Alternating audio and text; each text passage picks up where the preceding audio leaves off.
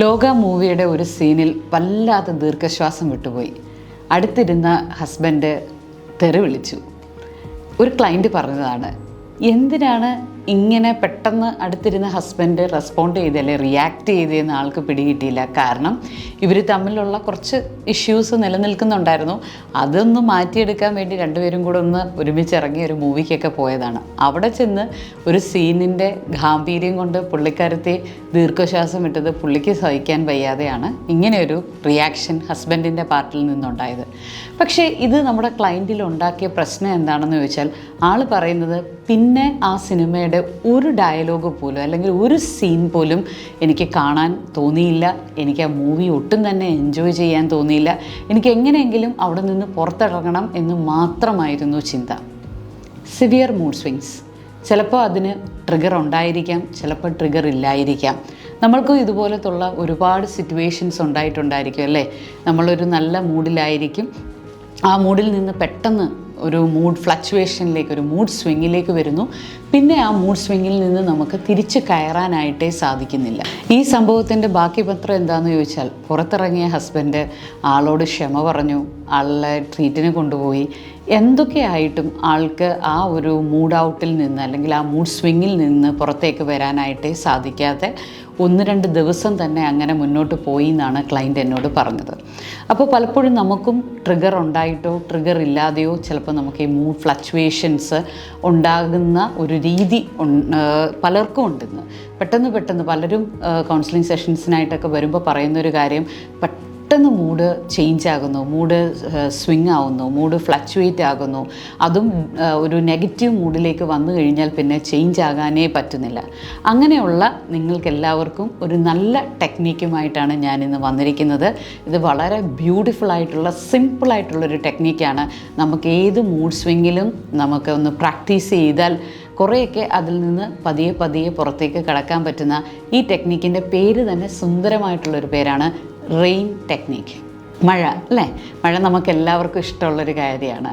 അപ്പോൾ മഴയും ഓർത്താൽ മതി, ഈ ഒരു ടെക്നിക്ക് ഓർമ്മ വരും. Rain is a very beautiful mindfulness practice to change our mood. മൂഡിനെ മൂഡ് ഫ്ലക്ച്വേഷനിൽ നിന്ന് ഒരു സ്റ്റേബിൾ മൂഡിലേക്ക് കൊണ്ടുവരാനുള്ള നല്ല ബ്യൂട്ടിഫുൾ ആയിട്ടുള്ളൊരു ടെക്നിക്കാണ്. ഇതിൻ്റെ 4 ടേംസിൻ്റെ ഫസ്റ്റ് ലെറ്റേഴ്സ് ചേർത്തിട്ടാണ് നമ്മൾ റെയിൻ അതിന് പേര് കൊടുത്തിരിക്കുന്നത്. First R stands for recognise what is happening. പലപ്പോഴും മൂഡ് ഫ്ലക്ച്വേഷൻസ് വരുമ്പോൾ നമ്മൾ ചെയ്യുന്നത് എന്താണെന്ന് ചോദിച്ചാൽ, എങ്ങനെയെങ്കിലും അതിൽ നിന്ന് നമ്മളെ ആ സംഭവത്തിൽ നിന്ന് ഡിസ്ട്രാക്റ്റ് ചെയ്യിക്കാനാണ് ശ്രമിക്കാറുള്ളത്.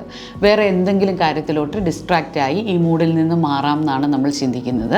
അങ്ങനെയല്ല, വളരെ ഒരു എമ്പത്തറ്റിക്കൽ അപ്രോച്ച്, നമ്മളെ ബ്ലെയിം ചെയ്യാതെ, അത് പ്രത്യേകം ശ്രദ്ധിക്കണം. പലപ്പോഴും നമ്മൾ എന്താ സംഭവിച്ചതെന്ന് ആലോചിക്കാൻ പോകുമ്പം നമ്മളുടെ ഒരു ബ്ലെയിമിങ് നേച്ചർ അങ്ങ് സ്റ്റാർട്ട് ചെയ്യും. ബ്ലെയിമിങ് നേച്ചറല്ല നമ്മളവിടെ കൊണ്ടുവരേണ്ടത്.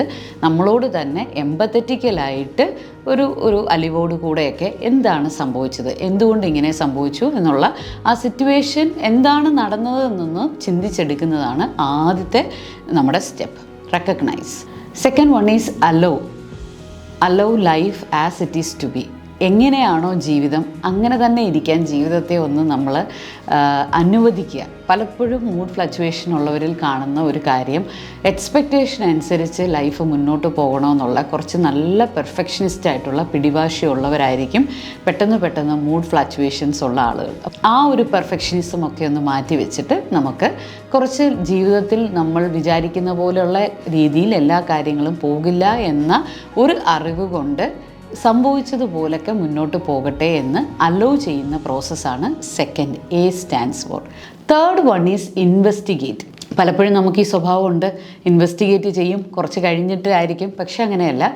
ഇവിടുത്തെ ഇൻവെസ്റ്റിഗേഷനുള്ളൊരു പ്രത്യേകത എന്താണെന്ന് വെച്ചാൽ, ഇൻവെസ്റ്റിഗേറ്റ് വിത്ത് കൈൻഡ്നെസ്. ദയായിരിക്കണം ആ ഇൻവെസ്റ്റിഗേഷൻ്റെ മുഖമുദ്രയായിട്ട് നിൽക്കേണ്ടത്.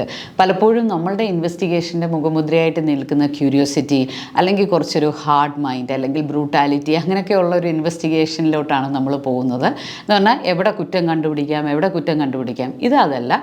കൈൻഡ്നെസ്സോടുകൂടി കുറച്ച് നമ്മളോട് നല്ല ദയാപൂർവം എന്തുകൊണ്ട് ഇത് സംഭവിച്ചു എന്ന് നമുക്ക് മനസ്സിലാക്കണം. പക്ഷേ വളരെ ദയോടുകൂടി ക്ഷമയോടുകൂടി ആ കാരണങ്ങളെ കണ്ടുപിടിക്കുന്ന ഒരു പ്രോസസ്സാണ് നമ്മൾ ചെയ്യേണ്ടത്. അതിന് നിങ്ങൾക്ക് പെന്നോ പെൻസിലോ അല്ലെങ്കിൽ നിങ്ങളുടെ മൊബൈലിൽ തന്നെ അത് ഒന്ന് റൈറ്റ് ഡൗൺ ചെയ്തിടുകയോ അതിന് വേണ്ടി നിങ്ങൾക്കൊരു പേജോ ഒക്കെ സ്റ്റാർട്ട് ചെയ്ത് അങ്ങനെ ചെയ്യാവുന്നതാണ്. പക്ഷേ നമ്മളുടെ ഇൻവെസ്റ്റിഗേഷൻ്റെ മുഖമുദ്ര എന്തായിരിക്കണം?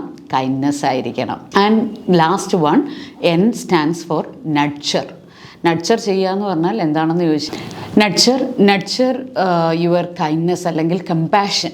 നമ്മുടെ കമ്പാഷൻ ഇപ്പോൾ നമ്മൾ പറഞ്ഞു നിർത്തിയ സ്ഥലത്ത് നിന്ന് കൈൻഡ്നെസ്സിനെ കുറച്ചും കൂടെ കമ്പാഷനേറ്റ് ആയിട്ട് ചില കാര്യങ്ങളെ നമ്മളുടെ ഒരു ഐഡൻറ്റിഫിക്കേഷൻ കൊണ്ടുവന്നിട്ട് കാരണങ്ങളെ ഐഡൻറ്റിഫൈ ചെയ്തിട്ട് അതിനെ നോൺ ഐഡൻറ്റിഫൈ ചെയ്യണം. കാരണങ്ങളെ എന്നും എൻ്റെ തലയിൽ കയറ്റിക്കൊണ്ട് കാരണങ്ങളായിട്ട് കൊണ്ട് നടക്കാതെ അതിനെ അങ്ങോട്ട് നമ്മൾ പാസീവായിട്ട് വിട്ട് കളഞ്ഞിട്ട് ലൈഫിൽ ഇങ്ങനെയൊക്കെ ഉണ്ടാകും, ലൈഫിൽ ഇങ്ങനെയും ഉണ്ടാകും എന്നുള്ളൊരു അക്സെപ്റ്റൻസോട് കൂടി ആ സിറ്റുവേഷനെ അക്സെപ്റ്റ് ചെയ്യുമ്പോൾ നമുക്ക് പെട്ടെന്ന് ആ ഒരു മൂഡ് ഫ്ലക്ച്വേഷനെ ഓവർകം ചെയ്യാൻ സാധിക്കും എന്നുള്ളതാണ്.